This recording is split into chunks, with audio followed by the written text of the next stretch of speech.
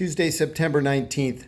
I was reading the comments in one of the videos, and somebody had brought up about air racing destroying vintage airplanes and engines and things. And I got to thinking about that, and I just wanted to run it through my tiny brain. And I think about, let's start with the Sanders Group and their three airplanes. 924, the Sea Fury, has been in the family for, it's got to be 45 years, right? And they've been racing it pretty much the whole time. And they haven't burned up anything, and they haven't, they're operating a Centaurus, and it seems nobody else is even able to do that. Argonaut was a parts airplane. Dennis put it together, and Brian put it together from just pieces that they had, right? So call that one a new build from whatever, crashes or age or whatever over the years. So that doesn't apply. Dreadnought, it's been running the same thing for 40 years. And you start talking about a 4360, nobody's running a 4360. How many 4360s are operating around the world on a monthly basis? And I have no idea what the answer is, but it can't be much, right? Can't be many.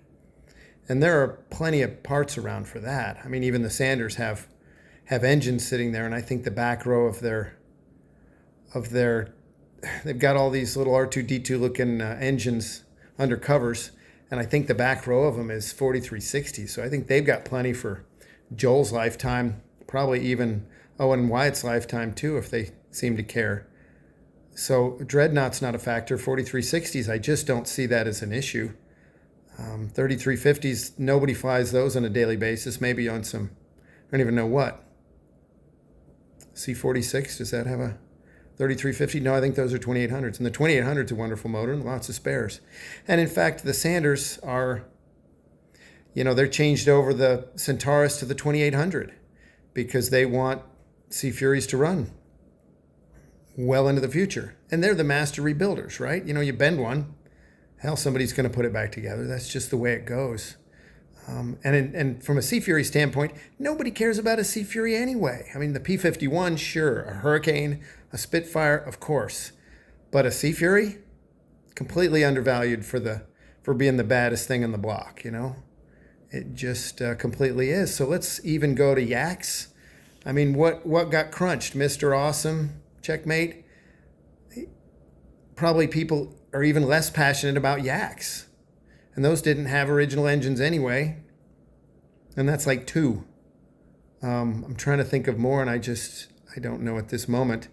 I need a cohort with me. So if you get into Mustangs, David Price's the camo Mustang that ground looped years ago off the end of the runway. That one's flying again, of course. Most of them are. Miss Ashley was a scratch build. What else do you have? Somebody help me out here in the comments. I would think most of them that got raced or wrecked are flying again. Stiletto's a dual control Mustang. And would anybody have taken a complete flying nice D model and turned it into a TF? I don't think so. But you could certainly take one that had a race history and make it new again. And I think even the center wing section on Stiletto was built by the Teeters over in Monterey. And hell, the Teeters in Monterey, I think they've got the type certificate. They'll make you a new Mustang, right? Which they are, making new Mustangs. And so then you go to engines, and I remember Jack Roush a while back got involved with Samurai, I think. But in any case, got involved with P-51s, racing-wise and otherwise. And the story I heard was he was taking cases that were red tagged and making them work again, and taking parts that were red tagged and figuring out processes to bring them back into service. So I just don't buy the cutting up warbirds to make, that it's destroying anything. And even Critical Mass, which was, one of the more chopped up airplanes and cut and chopped and channeled, hell, it's now a dual control stalker. The clipped wings went on to another person because the world only needs one set of Sea Fury wings, as Dennis Sanders said, right? Those went on to Mike Brown. That airplane's still around. Someday it'll probably go back to stock. The Rare Bears just was a hulk. It was literally a wreck when Lyle got a hold of it. So I'm not buying that argument. Maybe in the comments somebody can help me out with a legitimate argument. But I don't get it. I mean, they're making new, what are those, mosquitoes, right? Out of wood and just forming all kinds of new ones. And there are none of those, and that didn't have anything to do with racing, but just time ran them into nothing till somebody cared to start making them again. And I think that's part of the ingenuity.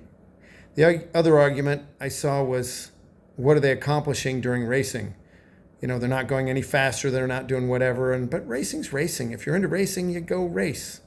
As Alan Preston said, these guys are racers. They'd race you to hell and back for a 12-pack of beer even if they didn't like beer.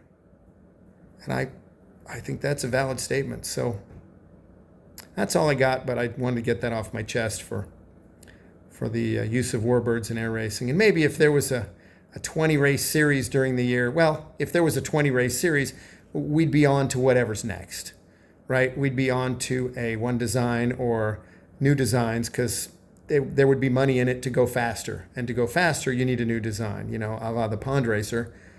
You know, that was the point, a new design so that everybody could do those. But in reality, the next wave of the future is already here, right? It's called the sport class. They're going 400 miles an hour. They're hauling ass. They got motors turbocharged within an inch of their lives and things and room to innovate. So that's the future. The future maybe is already upon us. We just haven't noticed. And they're popular and a bunch of good guys and working hard and carrying on the torch. So maybe our racing will be alive and well. Happy Tuesday, everybody.